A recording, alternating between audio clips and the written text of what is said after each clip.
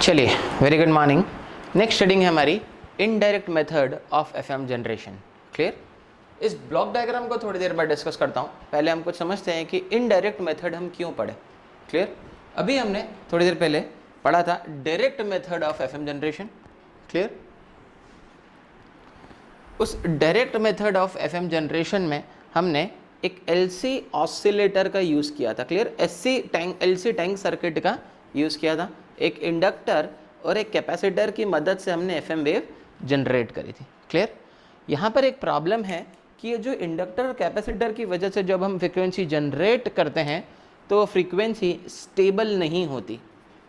Clear? वो frequency unstable होती है ना। तो इस वजह से हम इस डायरेक्ट मेथड को ब्रॉडकास्ट पर्पस के लिए यूज़ नहीं कर सकते। मान लीजिए फॉर एग्जांपल मैं रेडियो मिर्ची सुन रहा हूँ 98.3 एफएम, तो आज 98.3 पे आ रहा है, कल 97.3 पे आ रहा है, परसों 98.7 पे आ रहा है, तो फ्रीक्वेंसी की स्टेबिलिटी नहीं है। तो इस वजह से हम एलसी ऑसिलेटर्स का यूज़ नहीं कर सकते हैं क्योंकि वो आउटपुट पर स्टेबल फ्रीक्वेंसी जनरेट नहीं करते हैं। क्लियर? वहीं इनडायरेक्ट मेथड में आप सबसे पहला ब्लॉक डायग्राम देखेंगे तो आपको मिलेगा crystal oscillator. Crystal oscillator output पर बहुत स्टेबल फ्रीक्वेंसीज प्रोड्यूस करता है। टेम्परेचर की वजह से इसकी फ्रीक्वेंसी प्रोड्यूस करने में कोई वेरिएशंस ऑकर नहीं होते हैं, इसलिए सबसे ज़्यादा स्टेबल सर्किट है फ्रीक्वेंसी को लेके। पर इसकी एक प्रॉब्लम है, ये स्टेबल फ्रीक्वेंसी मैक्सिमम 1 मेगाहर्ट्ज तक ही प्रोड्यूस कर सकता है। क्लियर? चलिए, इस प्रॉब्लम को हम कैसे दूर करेंगे ये हम थोड़ी देर बाद डिस्कस करते हैं। नेक्स्ट, हम इनडायरेक्ट मेथड में हम क्या करेंगे, फॉर एग्जांपल मेरे पास में एक फेज मॉड्यूलेटर है। क्लियर? Phase modulator. तो फेज मॉड्यूलेटर को अगर मैं एक एम्प्टी इनपुट दूंगा तो आउटपुट पर ये एक फेज मॉड्यूलेटेड सिग्नल जनरेट करेगा। वो फेज मॉड्यूलेटेड सिग्नल होगा AC cos omega CT plus KP into MT। ये इक्वेशन है एक फेज मॉड्यूलेटेड सिग्नल की। अगर मैंने एक FM मॉड्यूलेटर का यूज़ करा तो FM मॉड्यूलेटर, अगर मैंने इनपुट MT दिया और यहाँ पर यूज़ करा एक FM मॉड्यूलेटर, तो FM मॉड्यूलेटर जो आउटपुट पर इक्वेशन प्रोड्यूस करेगा वो इक्वेशन होगी आपकी AC cos omega CT plus omega CT plus KF integration of MT into DT। Clear? ये इक्वेशन होती है एक FM के आउटपुट की, और ये इक्वेशन होती है एक PM के आउटपुट की। क्लियर? इनडायरेक्ट मेथड में हम क्या करेंगे, एक फेज मॉड्यूलेटर की मदद से एक FM सिग्नल जनरेट करेंगे। क्लियर? ऐसा क्यों करेंगे? कई सारी इसमें इश्यूज होते हैं, नॉन लीनियरिटीज प्रेजेंट होती है, नॉइस प्रेजेंट होती है। ऐसा करने से आपका सर्किट बहुत एडवांटेजियस रिजल्ट्स देगा। क्लियर है ना? अब मैं इसका यूज़ बताता हूँ कैसे आप एक फेज मॉड्यूलेटर की मदद से एक FM सिग्नल जनरेट करते हैं। आप दोनों इक्वेशन को ध्यान से देखें, AC cos omega CT plus KP into MT। यहाँ पर सिर्फ MT आ रहा है और यहाँ पर इंटीग्रेशन ऑफ MT आ रहा है। क्लियर? तो फेज मॉड्यूलेटर को डायरेक्टली MT सिग्नल ना दें, उस MT सिग्नल के पहले फेज मॉड्यूलेटर को एक इंटीग्रेटर सर्किट से पास कर दें। क्लियर? मैंने एक इंटीग्रेटर सर्किट से पास कर दिया एक मैसेज सिग्नल को। तो मैसेज सिग्नल एक इंटीग्रेटर सर्किट में जाएगा तो यहाँ पर होगा integration of MT into DT। अब फेज मॉड्यूलेटर के ऊपर ये मैसेज सिग्नल जाएगा, तो आप देख सकते हैं मैथमेटिकली यहाँ पर MT की जगह मैसेज सिग्नल अब क्या है, मैसेज सिग्नल है इंटीग्रेशन ऑफ MT।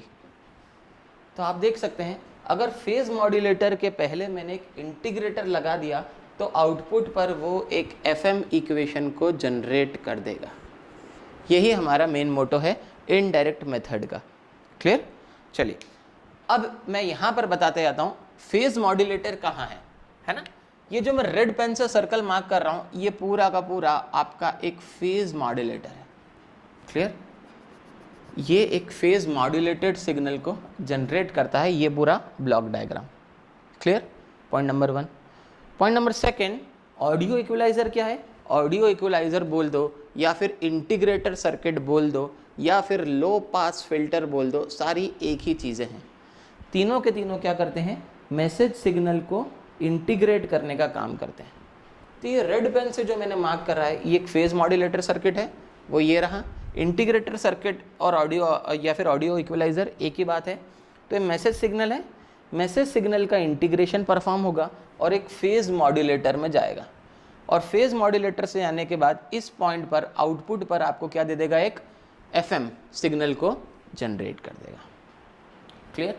चलिए इसके आगे का सर्किट थोड़ी देर बाद डिस्कस करते हैं। सबसे पहले मैं इस बात को प्रूव करता हूं कि ये जो है रेड पेन से मार्क कर रहा है, ये एक फेज मॉड्यूलेटर है।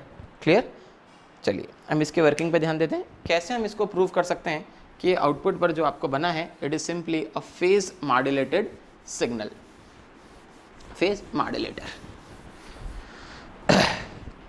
क्रिस्टल ऑसिलेटर ने फ्रीक्वेंसी जनरेट कर दी AC cos ओमेगा ct, है ना। फेज मॉड्यूलेशन में क्या होता है? आपका जो मैसेज सिग्नल है, मैसेज सिग्नल का जो एम्पलीट्यूड है, जैसे जैसे आपके मैसेज सिग्नल का एम्पलीट्यूड चेंज हो रहा है, वैसे वैसे आपके कैरियर सिग्नल का भी फेज चेंज होना चाहिए। यही आप चाहते हैं? मैसेज सिग्नल का जैसे जैसे एम्पलीट्यूड चेंज हो रहा है, वैसे वैसे कैरियर सिग्नल का फेज चेंज हो जाए। और इस प्रोपोर्शनलिटी के साइन को हटा के आप एक कांस्टेंट पुट करते हैं, उसको आप बोलते हैं KP, फेज सेंसिटिविटी। क्लियर? ये हम पहले के लेक्चर्स में भी देख चुके हैं, है ना। मैं फिर से रिपीट कर रहा हूँ, हमारा मेन मोटो है जैसे जैसे मैसेज सिग्नल का एम्पलीट्यूड चेंज हो रहा है, वैसे वैसे कैरियर सिग्नल का फेज चेंज होना चाहिए। इसको थोड़ा सा और चेंज कर रहा हूँ, जैसे जैसे मैसेज सिग्नल का एम्पलीट्यूड बढ़ रहा है, कैरियर सिग्नल का फेज बढ़ते जाना चाहिए, और जैसे जैसे मैसेज सिग्नल का एम्पलीट्यूड रिड्यूस हो रहा है, कैरियर सिग्नल का फेज भी रिड्यूस होते हुए चलना चाहिए। अगर ये प्रोसेस हो गई तो इस प्रोसेस को हम बोल सकते हैं फेज मॉड्यूलेशन। चलिए, क्रिस्टल ऑसिलेटर ने एक सिग्नल जनरेट करा है, वो है AC cos omega ct। AC cos omega ct को मैं एक सिंपल अनमॉड्यूलेटेड कैरियर सिग्नल का फेज ड्रॉ कर रहा हूँ। ये रहा अनमॉड्यूलेटेड कैरियर सिग्नल का फेज, इसको मैंने बोल दिया 0 डिग्री फेज पर है, मैंने अज्यूम करके रखा है। क्लियर? तो AC cos ओमेगा ct, ये रहा कैरियर सिग्नल का फेज। क्लियर? ये पॉइंट A है, मैं इस पॉइंट को A बोल देता हूँ। तो A पॉइंट पर मुझे फेजर डायग्राम कुछ ये मिल रहा है, A पॉइंट का फेजर डायग्राम है। बफर सर्किट कुछ भी नहीं, कुछ सेकंड्स के लिए बस सिग्नल को होल्ड करके रखता है ताकि ये सारी प्रोसेस पूरी की पूरी एक साथ हो और आपके कंबाइनिंग नेटवर्क में दोनों सिग्नल एक साथ जा सकें। क्लियर? इस वजह से बफर क्या करता है? सिंपली आपको होल्ड करके रखता है, इससे ज़्यादा बफर का कोई काम नहीं है। उसके बाद आपका सर्किट जाता है, आपका सिग्नल जाता है 90 डिग्री फेज शिफ्टर में। क्लियर? इसको हिल्बर्ट ट्रांसफॉर्म भी बोलते हैं। तो AC cos ओमेगा ct का जो 90 डिग्री फेज शिफ्ट करेंगे, है ना, इस पॉइंट को मैं B बोल देता हूँ। तो आउटपुट पर जो आपको सिग्नल मिलेगा B पर, वो होगा आपका कुछ ऐसा, AC sin omega ct। Clear? cos omega ct को जब आप 90 डिग्री से फेज शिफ्ट करोगे तो क्या मिलेगा? AC sin omega ct। अगर आपने सिग्नल ऐसा माना है तो उसका 90 डिग्री से मैंने क्या कर दिया? फेज शिफ्ट कर दिया, तो फेजर डायग्राम आप कुछ ऐसा बनेगा। क्लियर? अब ये जो सिग्नल है, ये भी कैरियर सिग्नल है, ये भी कैरियर सिग्नल है, बस इन दोनों के बीच में कितने डिग्री का फेज शिफ्ट है? 90 डिग्री का। अब ये जो सिग्नल है, ये जाएगा बैलेंस्ड मॉड्यूलेटर में। क्लियर? बैलेंस्ड मॉड्यूलेटर में अभी के लिए मान लो कि ऑडियो इक्वलाइजर नहीं लगा है, मैंने मान लेता हूँ डायरेक्ट एम्प्टी सिग्नल यहाँ से दे दिया, है ना। इससे वर्किंग समझने के लिए कि ये पूरा रेड मार्क जो है वो एक फेज मॉड्यूलेटर है, एम्प्टी सिग्नल यहाँ से जा रहा है, बैलेंस्ड मॉड्यूलेटर में कैरियर सिग्नल यहाँ से आ रहा है। तो कैरियर सिग्नल और बैलेंस्ड मॉड्यूलेटर दोनों के दोनों मल्टीप्लाई होंगे, ये रहा पॉइंट C। क्लियर? तो C पॉइंट पर मुझे जो इक्वेशन मिलेगी वो हो गया मेरा MT into AC sine omega ct। Clear? अब तक हमने जो इक्वेशन पढ़ी थी DSB-SC की, वो क्या थी? MT into AC cos omega ct। पर यहाँ पर सिर्फ और सिर्फ 90 डिग्री फेज शिफ्ट मिल रहा है, तो आ रही है MT into AC sine omega ct, है ना। DSB तो अभी भी प्रोड्यूस करेगा, मतलब दो साइड बैंड होंगे, एक अपर साइड बैंड होगा और एक लोअर साइड बैंड होगा। तो एट पॉइंट सी पर आपको फेजर कैसा मिलेगा, मैं यहाँ पे ड्रॉ करके बताता हूँ।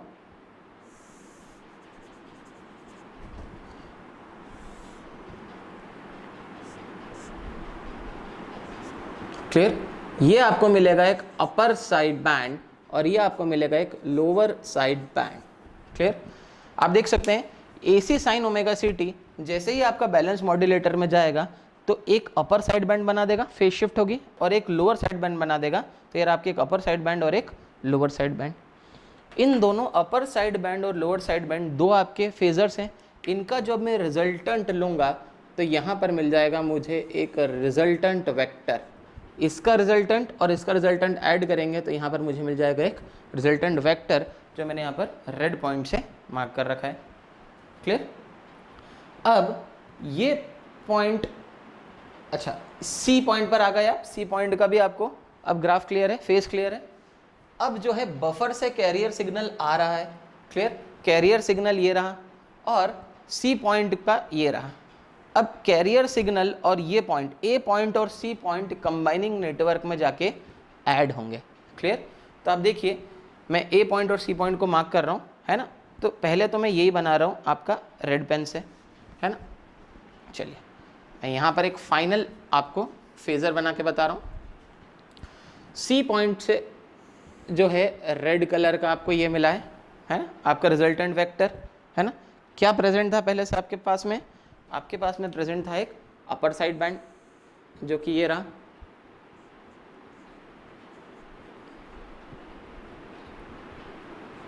एक प्रेजेंट था आपके पास में लोअर साइड बैंड जो कि ये रहा। क्लियर, अपर साइड बैंड और लोअर साइड बैंड का जो रिजल्टेंट है वो आपने रेड पेन से ड्रॉ कर रखा है। अब जैसे ही कंबाइनिंग नेटवर्क में जाएगा यहाँ से कैरियर सिग्नल भी आएगा।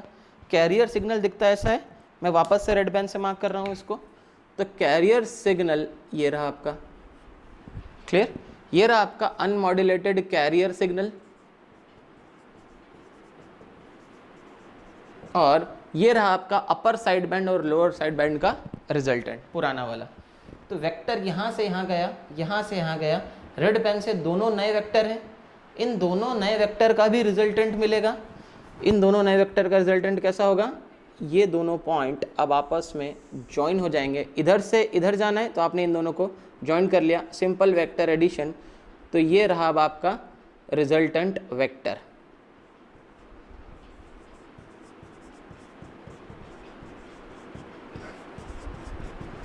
रिजल्टेंट वेक्टर, और ये जो रिजल्टेंट वेक्टर है आपका कैरियर सिग्नल के साथ में जो फेज बनाता है वो होता है फेज फाई।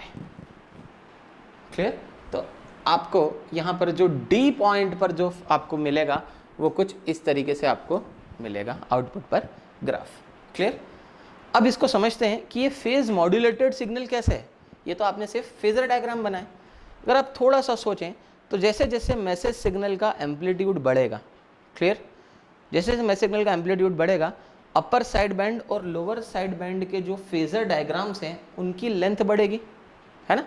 कैसे? क्योंकि अगर आप अपर साइड बैंड की पावर देखें, आपको याद हो तो होगी mu square AC square by 8, या फिर लोअर साइड बैंड की पावर देखें तो होती है mu square AC square by 8। मतलब अपर साइड बैंड और लोअर साइड बैंड दोनों म्यू के ऊपर डिपेंड करते हैं, और म्यू क्या होता है? AM bye AC। क्लियर, तो अगर अब मैं पूरे चीज़ को कंबाइन करूँ तो मुझे समझ में आएगा जैसे जैसे मैसेज सिग्नल का एम्पलीट्यूड बढ़ रहा है वैसे वैसे मॉड्यूलेशन इंडेक्स चेंज हो रहा है। जैसे जैसे मॉड्यूलेशन इंडेक्स चेंज हो रहा है, अपर साइड बैंड और लोअर साइड बैंड की जो फेजर की लेंथ है वो चेंज होगी। क्लियर, तो मैं अगर अब यहाँ पे ड्रॉ करूँ, मान लेता हूँ कि मैसेज सिग्नल का एम्पलीट्यूड बढ़ रहा है तो मॉड्यूलेशन इंडेक्स भी बढ़ रहा है। मॉड्यूलेशन इंडेक्स बढ़ रहा है तो अपर साइड बैंड का भी फेजर की लेंथ बढ़ेगी और लोअर साइड बैंड के फेजर की लेंथ भी बढ़ेगी। तो अपर साइड बैंड के फेजर की लेंथ भी बढ़ गई और लोअर साइड बैंड के फेजर की लेंथ भी बढ़ गई। क्लियर, अगर अपर साइड बैंड और लोअर साइड बैंड दोनों फेजर की लेंथ बढ़ गई तो उनका जो रिजल्टेंट वेक्टर है उसकी लेंथ भी बढ़ जाएगी। ये रही, उसकी लेंथ भी बढ़ गई। क्लियर, कैरियर सिग्नल आके आपके कंबाइनिंग नेटवर्क में ऐड हो रहा है। ये रहा वो आपका कंबाइनिंग नेटवर्क का carrier signal. Clear, unmodulated carrier signal.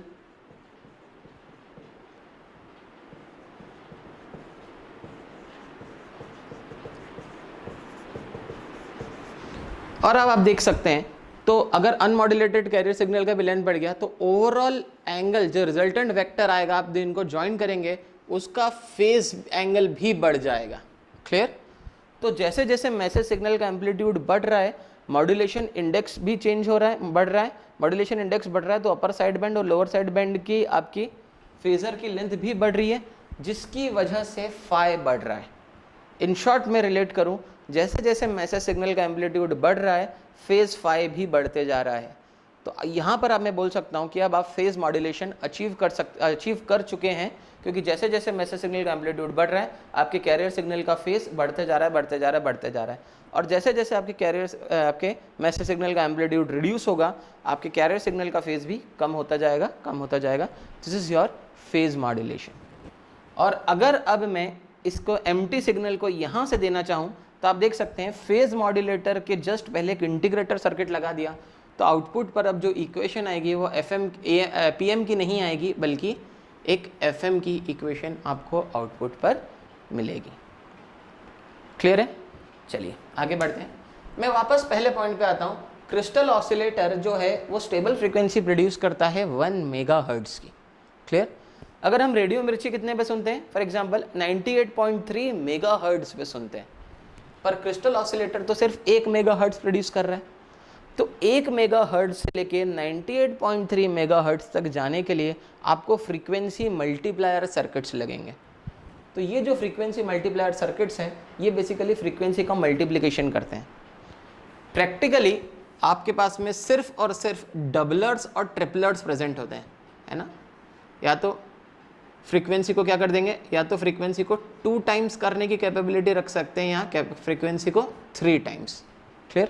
तो आपको ऐसे बहुत सारे सर्किट जो है कैस्केड में लगाने पड़ेंगे ताकि आपको रिक्वायर्ड फ्रीक्वेंसी मिल सके।